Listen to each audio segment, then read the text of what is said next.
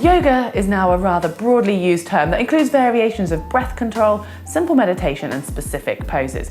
And it's generally designed to help improve your health and relaxation, factors which I'm sure all of us would love to work on.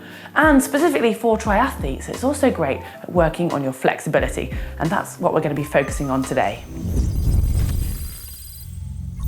As triathletes, very few of us do enough mobility work. It's common to spend the majority of your day sat in a flex position at your desk, and then in your free time you're probably going to be training or sat slouched on the sofa recovering. Well, this will result in tight hips, spine, shoulders, the list goes on. And in order to counteract this, you are going to need to include some flexibility and mobility work. And this is where yoga comes in handy. Okay, a quick disclosure before we go any further. I am by no means a yoga instructor or particularly flexible myself, which you will soon find out. But as a regular yogi, I definitely feel the benefits to myself as a triathlete. So today, I'm going to be taking you through the basic introductory poses that you can then have a play around with and adapt yourself. And something I find very much in classes that I'm adapting stretches or poses to really work in the areas that I need to focus on. And that's the great thing about yoga. It's time for you to focus on your body and what feels good for you.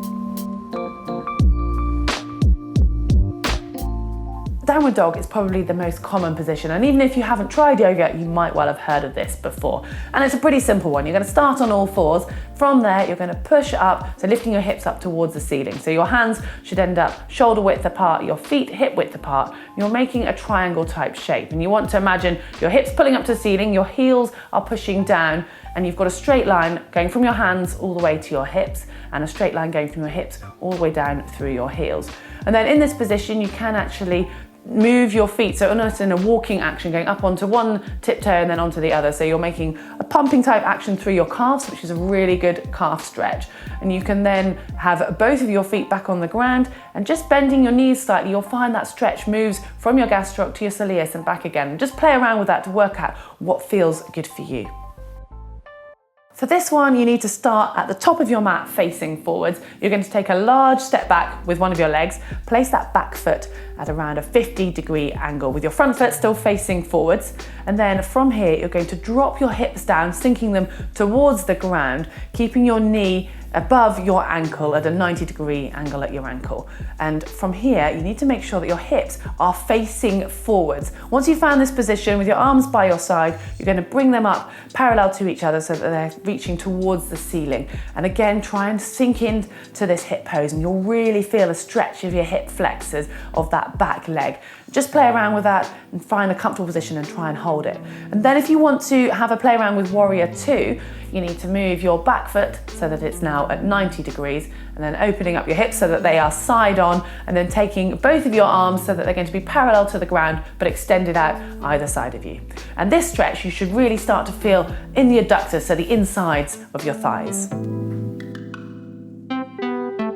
To get into triangle pose, if you start with your feet in the same position as they were for Warrior 1, but bring them closer together and then straighten your legs. From here, you're going to fold at the hips as though you're trying to reach your hands down towards that front foot.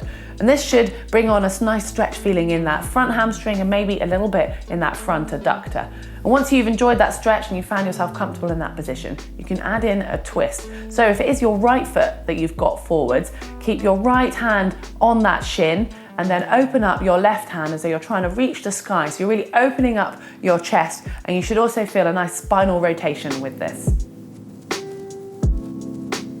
This pose is certainly one you might well have seen images of on social media, and it's definitely Instagram worthy if you can hold it long enough and get someone to take a picture. For this, you need to put all of your weight onto one leg, and then the other leg, you need to rotate your knee outwards. And with the sole of your foot, start off by just resting it against your ankle or onto your calf. And once you've got that balance and you feel that you're flexible and strong enough, you can try and lift the sole of your foot up to your inner thigh. Make sure you avoid the knee area. And once you're then in a nice stable position, carry on trying to push your knee outwards. You're really opening up the hip area.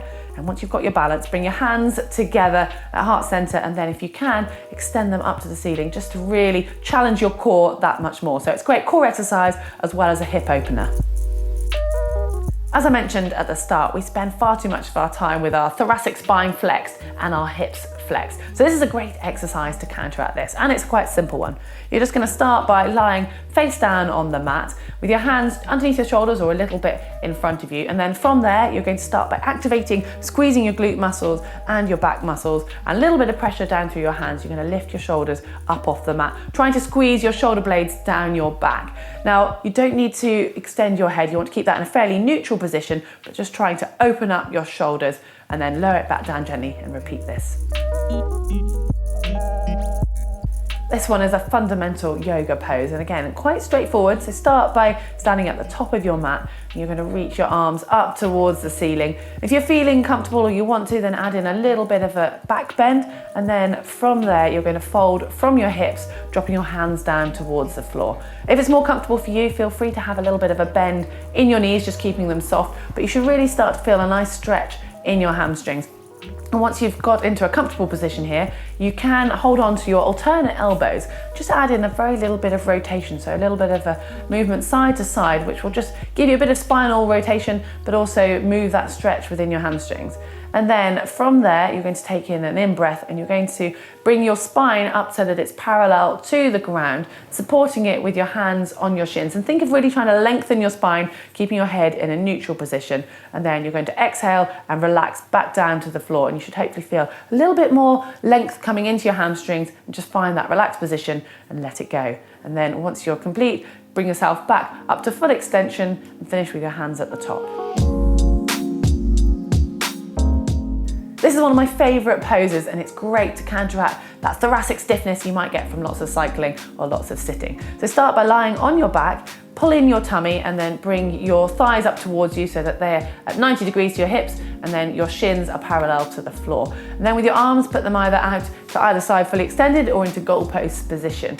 And then from there, you're going to drop your knees down to one side, and you'll start to feel that really nice stretch across your spine. If you want to increase that stretch, once you've got into that position and your legs are resting on the ground, you can turn your head away. And if you want to increase it a little bit further, you can take your top arm and just add a little bit of pressure to your legs to just increase that stretch a little bit more. But make sure you do that on both sides. The hip bridge pose really covers quite a lot of aspects, both stretching and conditioning. So start by lying on your back with your knees bent. Try to bring your heels towards your bottom. You should almost be able to touch them with your hands when they're outstretched beside you. And then from there, you're going to start off by thinking of squeezing your glutes. This is where the whole movement is activated. And then imagine peeling your vertebrae off one by one as you lift your hips up towards the ceiling. And then you should end up with a nice straight line going from your knees to your shoulders. If you want to really increase that a little bit more, you can interlace your hands underneath your bottom and just pull your shoulders back even more, so you're getting more of a stretch across the front of your chest, but also extending your hips a little bit more. So you need to really squeeze your glutes in this position. And remember to squeeze your knees together, checking that they're not falling out. And then once you've held this pose, I want you to come down in just the same controlled manner in which you went up. So imagining you're lowering one vertebrae at a time, and then the last part to reach the ground will be your tailbone. Relax there, and then once you're ready, repeat it again. This is the pose you need to know if it all gets a little bit too much, whether you're in a yoga class or if you're just practicing at home and want to find a nice, comfortable, relaxing position. Start on your knees with your feet, tops of your feet flat on the mat. And then from here, you're going to lower your bottom down towards your heels. There's lots of options in this, but start with if you've just got your knees facing forwards or your legs facing forwards, and you're going to lower your torso down towards the ground so that your forehead is resting on the mat in front of you. And now you can have your arms outstretched in front as in a prayer type position, or you could opt for them down by your side with your palms facing up. And there's also an alternative for your legs. You could actually have your knees out to either side, and you might find that more comfortable on your hips. But again, play around with what's comfortable for you. And this is a pose that you should be able to hold for quite a length of time. It's just a great place to relax, but also help with a bit of mobility around the hip area. Well, the best thing about this pose, it's totally accepted in any yoga class, and it's really nice on the hips and the spine. Well, I have now covered most of the basic yoga poses. If there's any other basic poses you really like, do let us know in the comments section below. But the main thing is it's about finding out what works for you. So hold the pose for as long as you feel comfortable and adapt to suit you as well. And hopefully after this, you'll at least have an idea of what to expect if you do decide you're going to go and sign up to your local yoga class. If you've enjoyed this, give us a thumb up, like, and if you want to make sure you get all of our videos here at GTN, then just hit the globe to subscribe. And if you want some tips on how to avoid runner's knee, we've got a video on that just here. And if you want to go and do some strength and conditioning exercises that will improve your running, we've got a video for that just here.